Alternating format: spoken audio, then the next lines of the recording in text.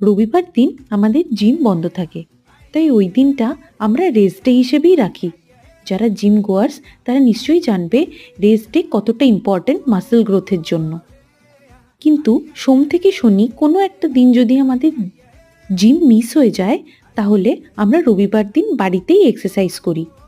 আমি খুব কম্পিটিটিভ। আমি যখন শুভর সাথে এক্সারসাইজ করি, আমি সবসময় চেষ্টা করি ওর থেকে বেশি ইন্টেন্সিটি দেওয়ার, ওর থেকে বেশি রেপিটেশন করার।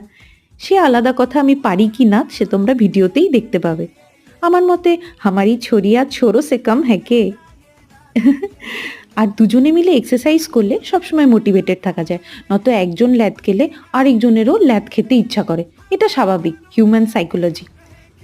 তো এইভাবেই আমরা সেই দিনটা, রবিবারটা সেলিব্রেট করেছিলাম অ্যাক্টিভলি। আর দিন অ্যাক্টিভভাবে শুরু হলে সারা দিন মন খুব ফুরফুরে থাকে।